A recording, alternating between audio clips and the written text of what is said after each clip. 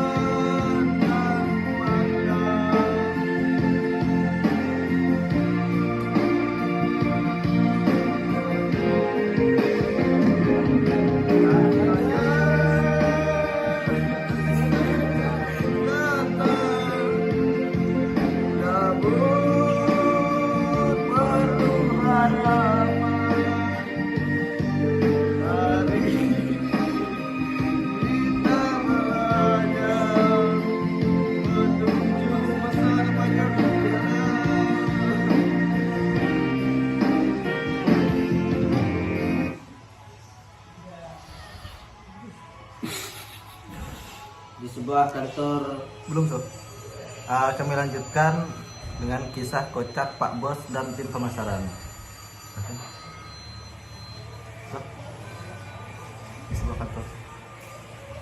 Di sebuah kantor yang berlokasi di kota kecil bernama Kotak Rencana, hiduplah Pak Bos bernama Pak Slamet.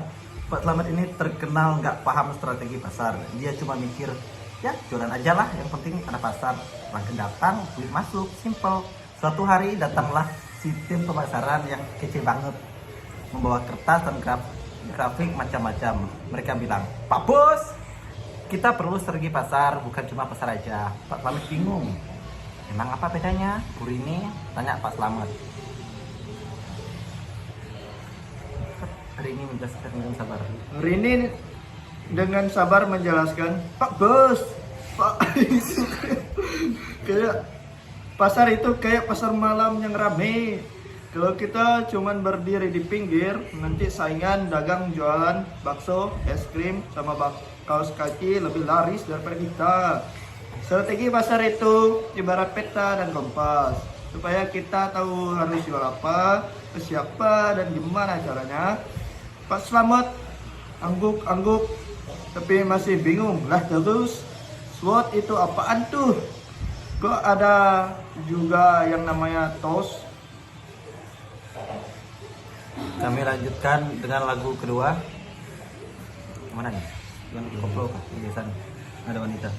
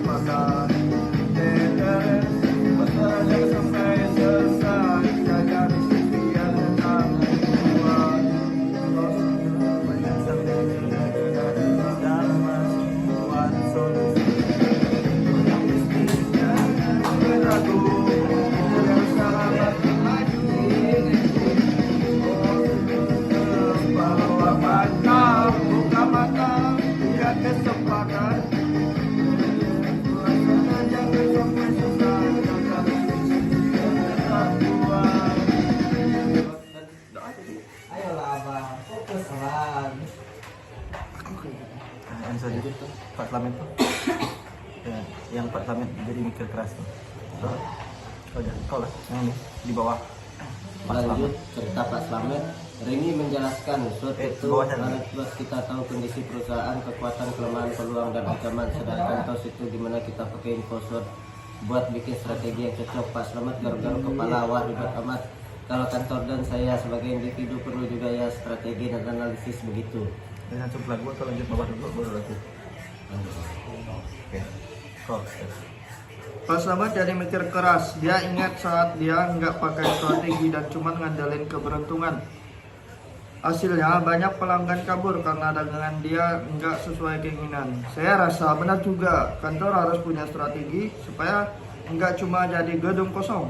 Dan kita karyawan juga harus paham gimana cara kerja biar nggak asal kerja. Tiba-tiba Pak Slamet sadar sesuatu. Dia berkata, kalau strategi ini penting buat perusahaan, kantor, dan individu, berarti kita harus belajar terus dong. Jangan cuma ngandelin insting dan kebetulan. Lanjut. Suatu hari di ruang meeting, Ibu Rini tiba-tiba bilang, Pak Bos jangan lupa selain strategi pasar, kita juga harus punya non-market strategi. Pak Slamet melongo, non-market apaan itu? Kok kedengarannya kayak makanan baru yang belum aku coba.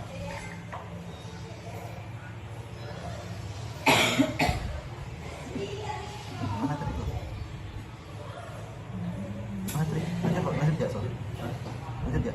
Rini menjelaskan dengan semangat, market strategi itu fokus ke jual beli, harga produk, promosi, semua yang kelihatan. Sedangkan non-market strategi itu urusan politik bisnis, regulasi, hubungan dengan pemerintah, komunitas media, dan opini publik. Pak Slamet makin bingung. Lah, ini bisnis apa? Politik sih. Pak Slamet mencoba mengerti. Jadi, misalnya kita bikin produk baru, kita juga harus ngobrol sama pejabat masyarakat sekitar dan bikin cerita bagus di media. Betul, jawab Bu Rini. Kalau nggak bisa produk kita kena aturan susah atau pelanggan nggak percaya karena isi jelek. Pak Slamet garuk-garuk kepala. Kalau kantor dan individu juga perlu non-market strategi nggak ya? Pak Slamet akhirnya paham kalau non-market strategi itu seperti senjata rahasia yang bikin bisnis tidak cuma bisa jualan, tapi juga bisa bertahan dan berkembang dalam situasi sosial dan politik yang kompleks.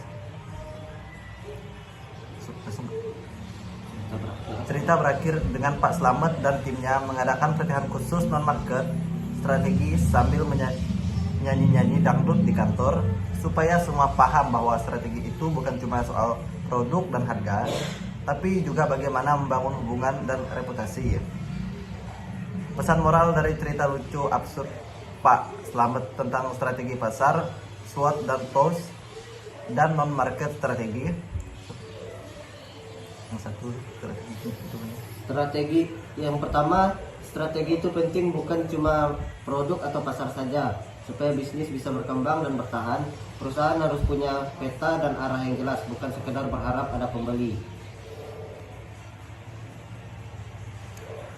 Analisis SWOT dan TOS membantu mengenali kekuatan, kelemahan, peluang, dan ancaman secara sistematis. Dengan begitu, strategi yang dibuat lebih tepat sasaran dan efektif. 3. Strategi tidak hanya untuk perusahaan, tapi juga untuk kantor dan individu. Setiap orang dan unit di dalam organisasi harus memahami perannya agar tujuan bersama tercapai. 4. Non-marketing strategi adalah sama pentingnya dalam market strategi. Hubungan dengan pemerintahan, media, dan masyarakat sangat menentukan keberhasilan bisnis di dunia nyata yang penuh aturan dan opini publik. 5. Bisnis dan kehidupan adalah tentang keseimbangan antar produk, hubungan, dan reputasi. Mengabaikan salah satu aspek bisa membuat bisnis terganggu atau gagal. 6. Belajar dan adaptasi adalah kunci kesuksesan. Pak Slamet yang awalnya bingung bisa sukses karena mau belajar dan menerima perubahan. Pesan moralnya, bisnis bukan hanya soal jualan, tapi juga soal strategi yang menyeluruh, hubungan yang baik, dan kemampuan beradaptasi dengan lingkungan. Bang Poi.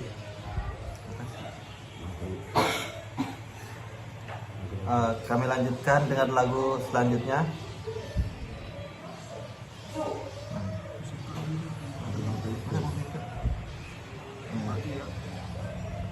tadi kan? Simpati jadi Langsung tadi kan? Itu bapak kan? Guru-guru tersayang banget ya. Apa lagi kan? itu sayang. Cari ya, nanti potong-potong lah.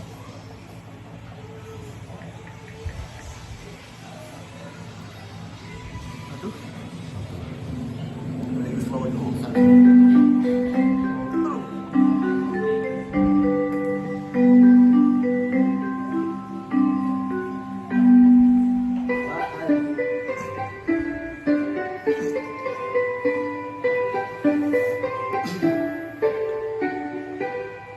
Pak Adi dosenku yang tercinta, kami sudah bercerita. Terima kasih atas ilmunya yang selalu kau berikan dengan sepenuh jiwa. Entah kapan kita bertemu lagi, semoga saya dapat nilai baik. Doa kami selalu menyertai, agar sukses menyertai langkah kami. Setiap pelajaran kami berharga, membimbing kami jadi lebih bijaksana. Adik guruku dan pembimbing, jasamu jangan pernah terlupa. Entah kapan kita bertemu lagi, semoga saya dapat nilai baik. Doa kami selalu menyertai, agar sukses menyertai langkah kami. Pak Adi, baru gak kamu? Sekian dari kami. Mohon maaf jika ada salah nada atau kurangnya. Kami ucapkan terima kasih.